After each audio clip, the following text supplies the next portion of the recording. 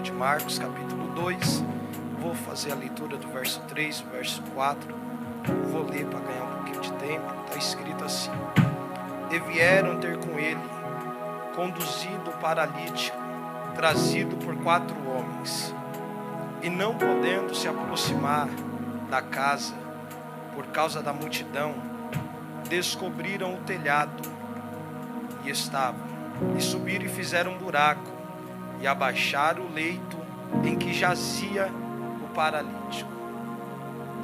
É algo bem simples, bem objetivo para a minha vida e para a sua vida.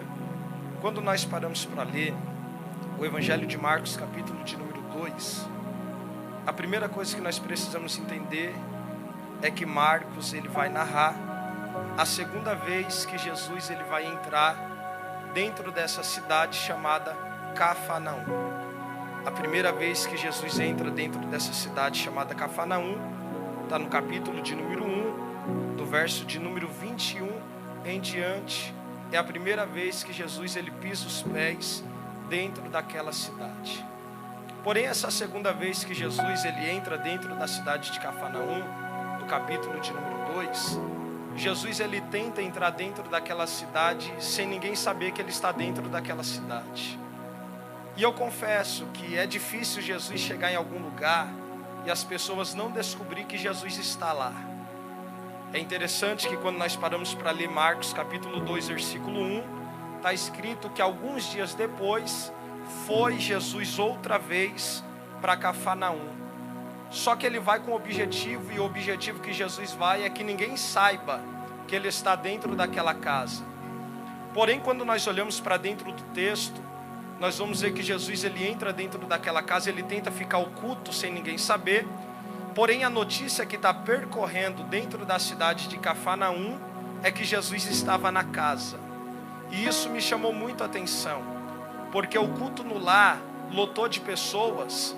Não foi por causa do pregador. O culto no lar lotou de pessoas. Não foi por causa do nome de ninguém. O texto é bem claro em dizer que Jesus estava na casa.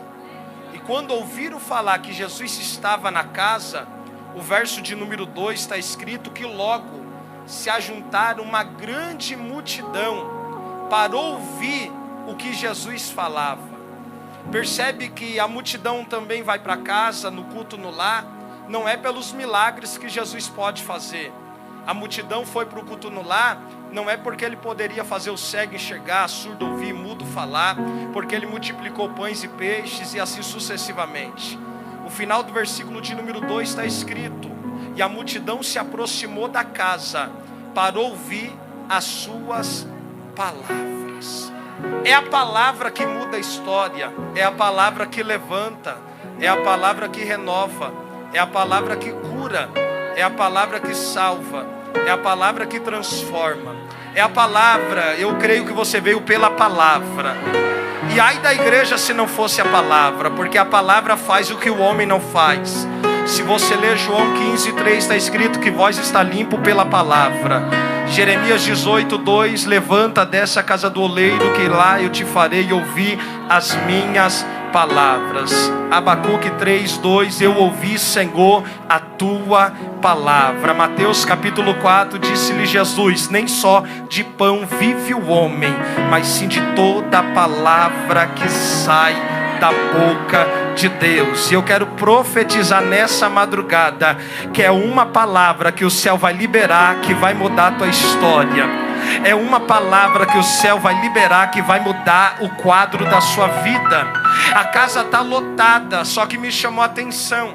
Ô William, por quê? Porque chegou uma multidão na casa, mas ninguém teve tempo para carregar o paralítico. Porque você acha que eu lembrei que a casa tinha palavra, mas eu me lembrei de alguém que estava no meio do caminho querendo ouvir uma palavra.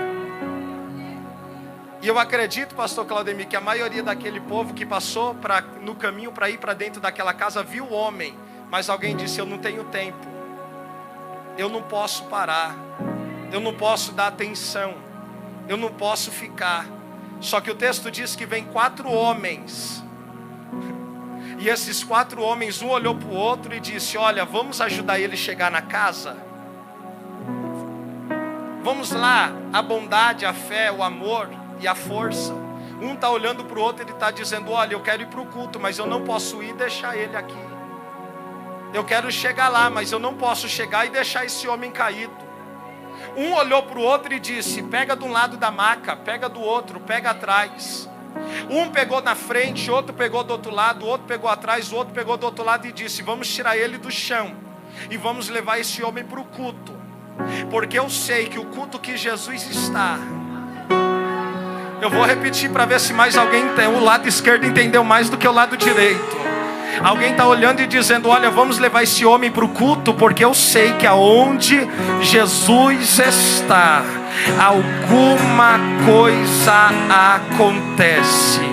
Só que quando aqueles homens chegam na casa, na porta, no quintal, não sei, o texto é bem claro em dizer que eles não puderam se aproximar, e eu encerro.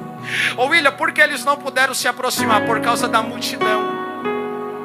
A sala estava lotada. Eu acredito que se tivesse garagem, a garagem também estava cheia.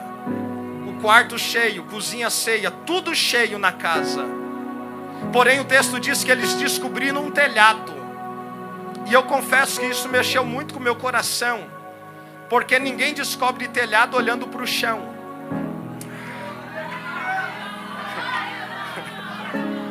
Não é nada difícil de se entender isso, é só nós ler o texto.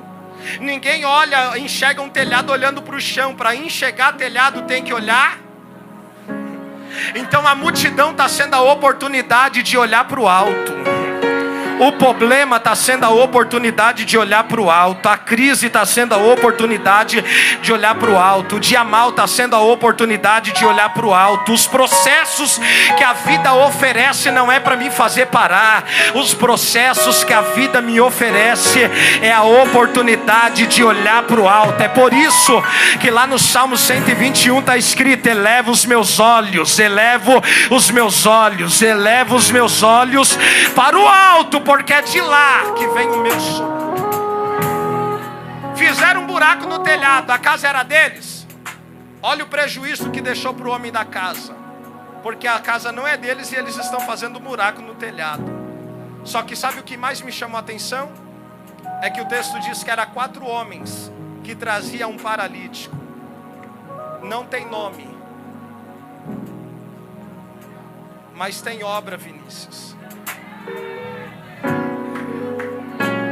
Porque tem muita gente preocupada com o nome, mas quando ele vir buscar a igreja, ele não vai vir perguntando qual é o teu nome.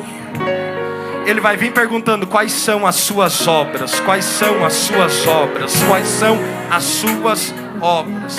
Subiram o paralítico, desceram o paralítico. Jesus estava pregando para os fariseus, escribas, os doutores da lei dentro da casa. Quando Jesus viu um buraco no telhado, um paralítico descendo na maca, Jesus parou de pregar para quem estava embaixo